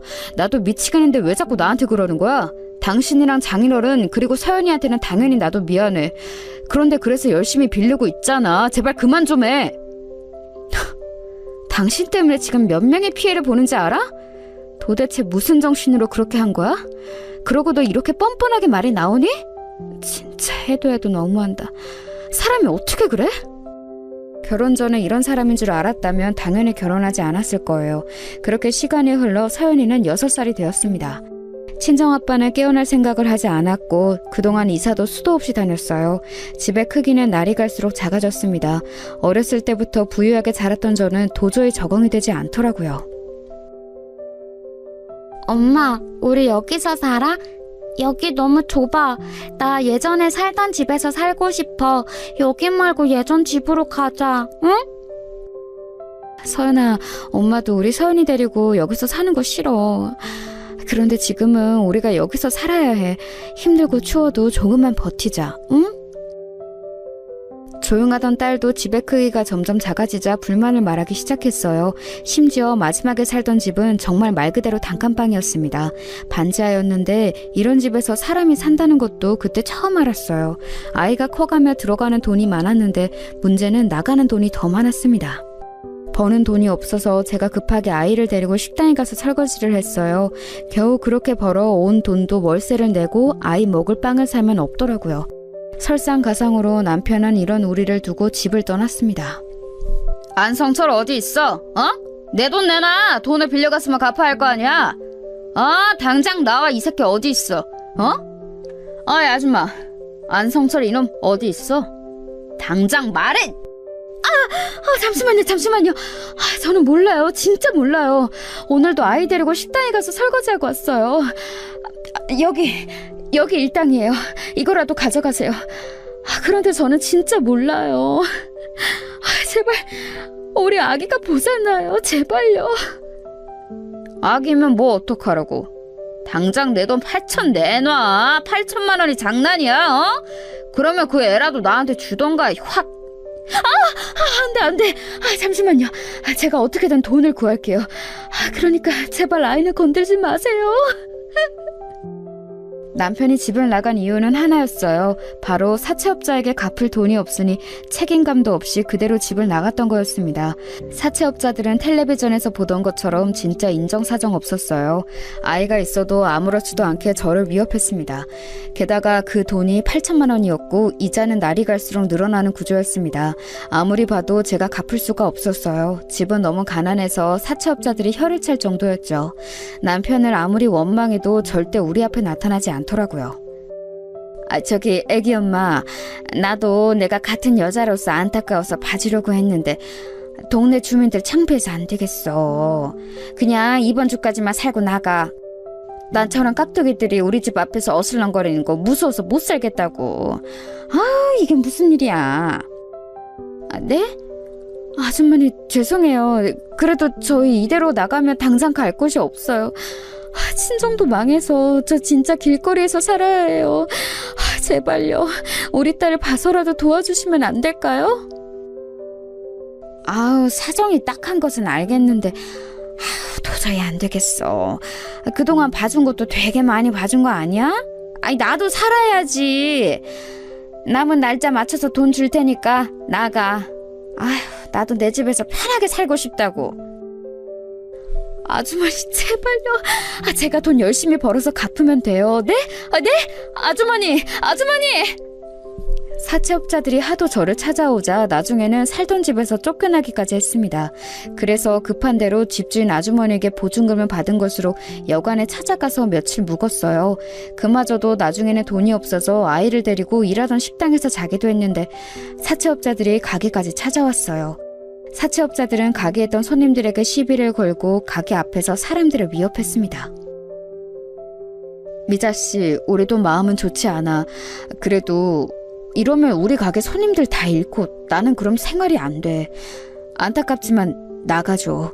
내가 그래도 그동안 본 정이 있어서 돈은 조금 더 넣었어. 너무 섭섭하게 생각하지 말고, 응? 일하던 가게에서도 잘리고 진짜로 갈 곳이 없게 되었습니다. 저 혼자였으면 어떻게 공장이라도 들어갔을 텐데 어린 딸이 있어 그러지도 못했어요. 숙식이 해결되는 공장도 제가 딸을 데려가자 받아주기 곤란하다고 하더라고요. 그리고 설상가상으로 동네에서는 어딜 가도 사람들이 우리 모녀를 쳐다보았어요. 길거리를 걷다가도 눈초리가 너무 따가워서 걸을 수가 없었습니다. 이건 도저히 아이한테도 못할 짓이라는 생각이 들었어요. 자연스럽게 사람들 눈치를 보고 조용히 하려는 모습이 너무 마음 아팠습니다. 그래서 저는 결국 최후의 선택을 하게 되었어요. 서연아, 엄마 말 잘 들어? 엄마가 서연이 꼭 찾으러 올 거야. 엄마는 서연이 버린 거 아니야. 알겠지? 그러니까 조금만 기다려. 딱 10밤, 아니다 100밤만 자고 나면 엄마가 서연이 찾으러 올게. 싫어. 나 엄마랑 같이 갈래. 엄마, 나 버리지 마. 나 옆에서 죽은 듯이 가만히 있을게. 울지도 않고 엄마한테 말도 안 걸게. 나 버리지 마. 엄마. 미안해. 엄마가 너무 미안해. 서연아, 엄마가 꼭 올게. 알겠지? 엄마, 안 돼. 나 엄마 따라갈 거야. 엄마. 저는 당장 우리 딸의 안전을 위해서라도 어쩔 수 없는 선택을 했습니다. 바로 아이를 고아원에 맡기는 거였어요. 제 인생에서 저보다 더 소중한 우리 딸을 제가 제 손으로 고아원에 맡기는 심정은 말로 하지 못합니다. 지금도 그때를 생각하면 가슴이 아프고 눈물이 바로 나올 정도거든요. 오는 딸을 뒤로 하고 도망치듯 무작정 걸었어요. 버스 터미널로 가서 가까운 인근 대도시로 가는 버스표를 끊었습니다. 버스 안에서도 얼마나 울었는지 몰라요. 일단 어떻게든 일자리를 구하는 게 제일 먼저였습니다. 그래서 버스에서 내리자마자 인력 사무실에 가서 당장 출근할 수 있는 곳을 알려달라고 했습니다. 마침 거기 사장님이 어느 부잣집을 소개해 주었어요. 아, 미자씨 운이 좋네. 어떻게 딱 오늘 아침에 문의가 들어온 게 있거든. 이 집이 여기서 제일 부잣집이야. 공장도 여러 개 가지고 있고 진짜 잘 나가. 아무튼 지금 여기 사장님이 자리를 비웠다고 알고 있는데 그래서 가사 도우미를 구하나 봐. 원래 일하던 분이 있으니까 자세한 건 가서 들어요. 사장님의 소개로 가사 도우미를 하게 되었는데 그 집에 도착해서 저는 한동안 들어갈 수가 없었어요. 왜냐하면 일단 크기 자체가 압도적으로 컸는데 자꾸 제가 어릴 때 살던 집이 떠올랐거든요. 저도 이런 집에서 어릴 때는 부모님과 함께 행복하게 살았으니 그 기억이 자꾸 나서 눈물이 나왔습니다. 하지만 현실은 빨리 돈을 벌어 우리 서연이를 데리러 가야 했죠. 그렇게 집에 갔더니 원래 일하던 분이 상황을 자세히 설명해 주셨어요. 내가 고향으로 이제 내려가려고 새로 사람을 구하게 됐어요. 이 집에서 10년 넘게 일했는데 아쉽네. 여기 사장님 젠틀하고 좋은 분이에요. 사모님도 참 곱고 다정하고 좋으셨는데 병으로 돌아가셨어요. 그래서 지금은 사장님하고 딸하고 둘이 살아요. 아, 그런 사정이 있었군요. 따님은 몇 살이에요? 사모님은 언제 돌아가셨어요? 이런 사정이 있을 줄은 몰랐어요. 제가 인력사무소에서 사장님 말 듣고 진짜 바로 온 거라서요. 딸은 지금 중학생이에요. 한창 사춘기라 예민할 때죠. 그래도 성격은 조용해요. 사모님은 6년 전에 돌아가셨는데 애초에 사장님하고는 정략 결혼이었어요. 듣기로는 사모님 친정이 진짜 잘 산다고 하더라고요. 아무튼 그래서 딸은 되게 내성적이고 말도 없어요. 지금 시기가 사장님이 일 때문에 바빠서 자리를 한 달을 비운 시기라 집안은 되게 조용할 거예요. 잘 왔어요. 일하던 분에게 들은 내용으로는 사장님의 회사는 국내에서 알아주는 유통회사였어요. 생각보다 훨씬 대단한 회사의 사장님이더라고요. 하지만 사장님은 일이 워낙 바빠 집에 애초에 잘 들어오지 않는다고 했어요. 그러면서 돌아가신 사모님과는 정략 결혼이었고 그 사이에서 태어난 딸은 매우 소심하고 내성적이라고 했습니다. 대궐 같은 집인데 제가 하는 일이라고 딸의 끼니를 차려주고 청소하는 게 전부였어요. 딸이 워낙 방에만 틀어박혀 있어서 청소도 할 게 별로 없었습니다. 오히려 그래서 입주 가정부로 일했는데 혼자 있는 시간이 많았어요. 그러다 보니 우리 딸이 자꾸 생각나더라고요. 사장님이 집에 오시면 그때 부탁이라도 해볼까 생각했죠. 원래 일하던 분이 고향으로 내려가시고 사장님의 딸과 저만 집에 남게 되자 저는 자꾸 그 따님을 보며 우리 서연이가 떠올랐습니다. 따님의 이름은 수연이었는데 이름까지 비슷해서 더 그랬어요. 학생, 아니 수연아, 이거 아줌마가 만든 잡채야. 한번 먹어봐. 아줌마한테도 딸이 있는데 이걸 그렇게 잘 먹거든. 입에 맞았으면 좋겠다. 맛있어? 네. 그래, 맛있다고 하니까 다행이다. 그럼 천천히 꼭꼭 씹어 먹어. 그리고 아줌마가 이따 간식으로 계란 샌드위치랑 오렌지 주스해서 방으로 가져다 줄게. 또 필요한 거 있으면 언제든지 말해. 알겠지? 수연이를 보면 자꾸 우리 딸이 떠올라서 엄마처럼 행동하게 되더라고요. 만약 남편이 우리 친정을 배신하지 않았다면 이렇게 살고 있을 거라 생각하니 가슴이 아팠습니다. 그리고 수연이가 워낙 말도 없어서 자꾸 신경이 쓰였어요. 한창 예민할 나이인데 엄마는 죽고 없고 아빠는 바빠서 이렇게 한 달이나 자리를 비우니 얼마나 외로웠겠어요. 그래서 일부러 더 제가 먼저 다가갔더니 수연이도 점차 저에게 마음을 열기 시작했습니다. 수연아, 아줌마가 떡볶이 만들었어. 저번에 보니까 떡볶이 맛있게 먹는 것 같아서 해봤는데 어때? 그리고 이거는 시장에 갔다가 우리 수연이가 입으면 예쁠 것 같아서 잠옷으로 사왔어. 만약에 마음에 안 들면 안 입어도 돼. 떡볶이 맛있어요. 감사합니다. 옷도 감사해요. 그런데 아줌마 딸은 몇 살이라고 했죠? 우리 딸? 우리 딸 이름은 서연이고 지금 6살이야. 너무 예뻐. 그래서 너무 보고 싶어. 우리 딸을 얘기하니까 눈물이 나오네. 미안하다 수연아, 마저 먹어. 죄송해요. 이러려고 물어본 건 아니었어요. 저는 그냥 아줌마 딸이 부러워서. 아니, 그러니까 제 말은 저도 엄마가 있었으면 얼마나 좋았을까요? 아줌마 같은 엄마가 있으면 세상에 두려울 게 없을 것 같아서. 뭐? 수연이 네가 그렇게 말해주니까 고맙다. 그런데 나는 0점짜리 엄마야. 내가 내 손으로 우리 딸을 고아원에 보냈거든. 지금도 말하면서 너무 보고 싶어. 수연이와 저는 서로 이렇게 속에 있는 얘기도 하게 되었습니다. 그러면서 우리 둘은 급속도로 가까워지기 시작했어요. 수연이가 학교에 가면 저는 몰래 고아원에 가서 우리 딸이 어떻게 지내나 보기도 하고 아빠 병원에 가기도 했습니다. 아빠는 그때까지도 일어나지 않고 있었어요. 병원비는 이미 밀릴 대로 밀려서 다음 달에 갚지 않으면 쫓겨날 지경이었죠. 딸을 데려오는 것이 어쩌면 더 늦어질 수도 있다고 생각하니 너무 갑갑했습니다. 그렇게 어느덧 3주가 지나고 사장님이 집에 오기까지 딱 일주일이 남았을 때였어요. 시장에 가서 수연이 저녁 반찬을 사서 들어오는데 누가 집 앞에 있더라고요. 사채업자들에게 시달린 이후로 낯선 남자를 보면 순식간에 굳는 습관이 생겼던 저는 잔뜩 경계하며 그 사람을 쳐다보았습니다. 그런데 눈이 마주치고 저는 심장이 내려앉는 줄 알았어요. 여보, 미자야! 여기서 일하는 거 맞아? 세상에, 내가 너를 얼마나 찾았는지 알아? 버스터미널에서부터 며칠을 잠도 안 자고 여기서 일하는 거야? 네가 여기가 어디라고 날 찾아와? 당신 미쳤어? 나랑 서연이 버리고 도망간 건 언제고 이렇게 찾아와? 미친 거 아니야? 양심이 어디 있는 거야? 이혼하자. 나는 당신 보면 이혼 말고 할 얘기 없어. 미자야, 진정하고 내 얘기 한 번만 들어봐. 월급 받았어? 나 딱 100만 원을 주라. 그러면 내가 그걸로 마지막 남은 빚 다 갚고 우리 새 출발할 수 있어. 장인어른 병원비도 내가 다 낼게. 미자야, 한 번만 나를 믿어줘. 야, 너 지금 나한테 지금 내 몰골을 보고도 돈을 달라는 소리가 나와? 진짜 당신 제대로 미쳤구나. 제발 사람이라면 나를 그만 찾아와. 이혼하자고. 그리고 너 우리 서연이는 찾지도 않네? 네가 그러고도 아빠야? 아니, 서연이한테 아빠는 없어. 당장 꺼져. 아, 그래.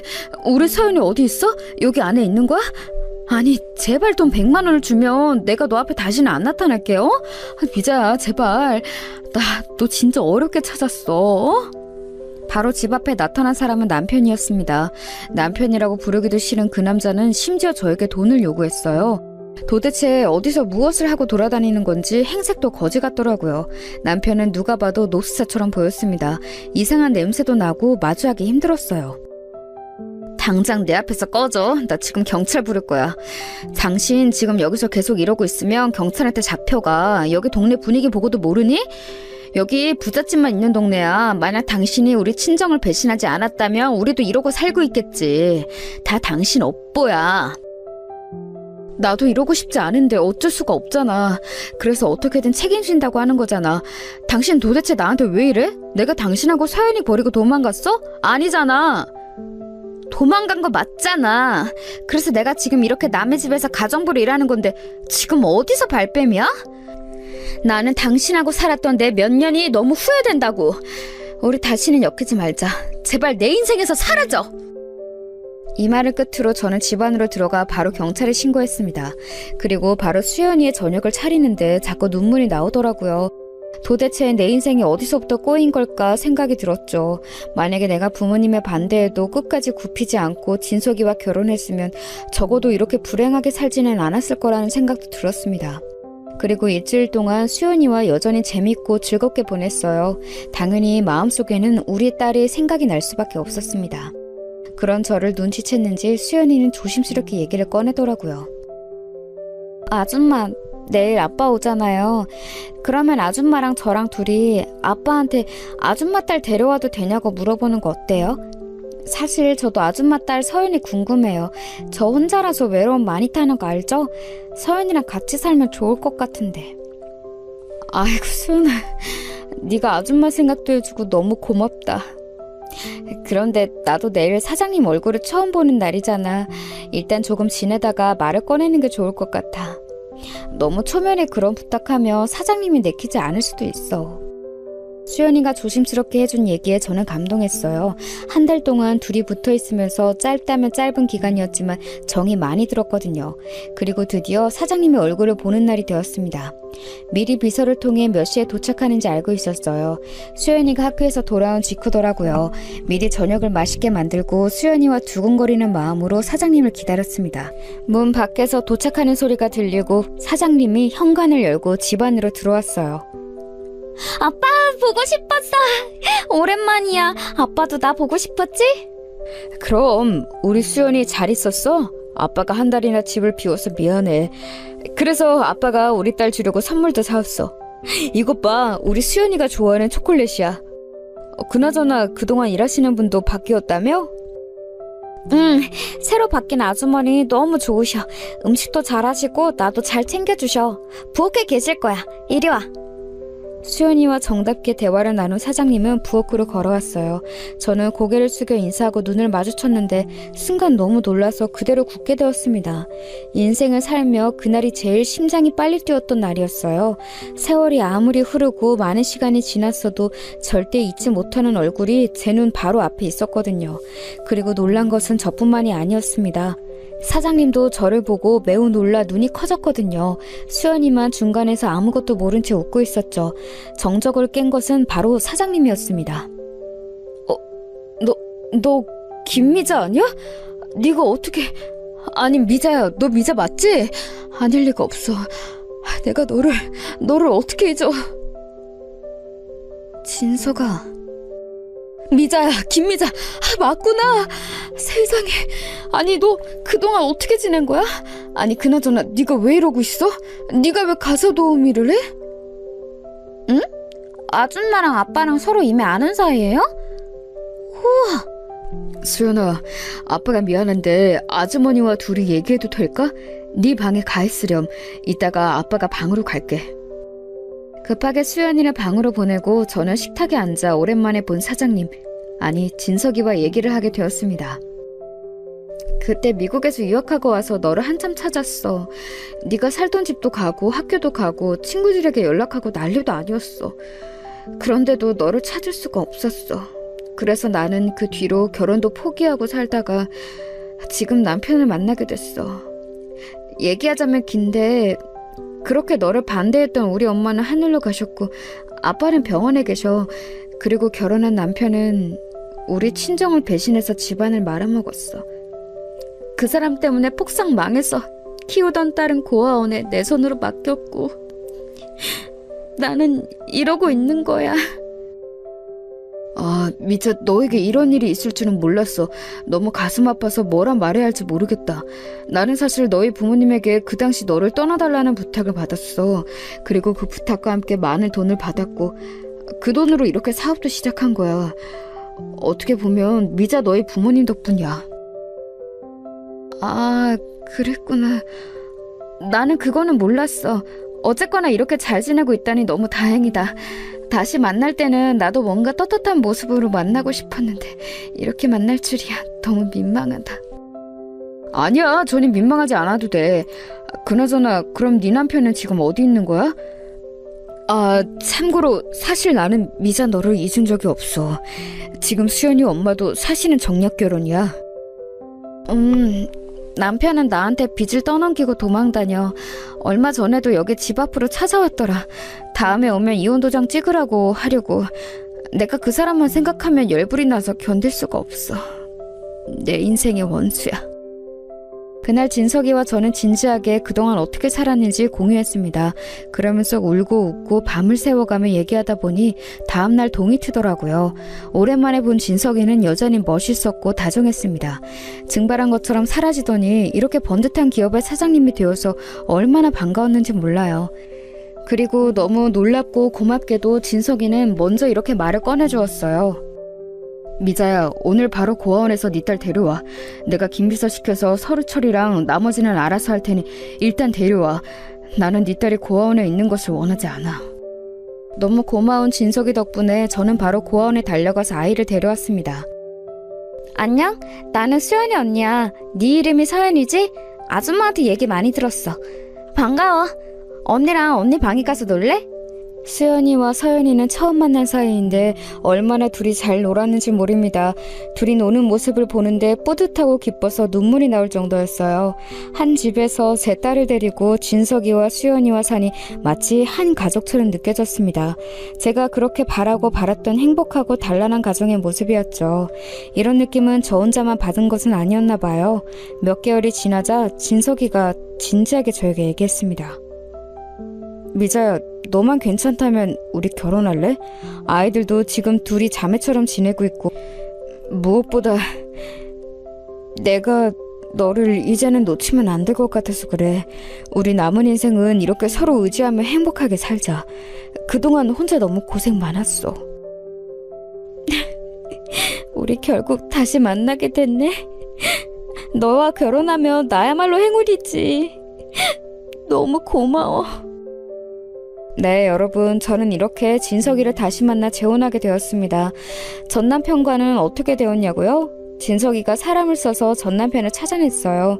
그리고 어느 정도 빚을 갚아주는 조건으로 깔끔하게 서류상으로 이혼했습니다.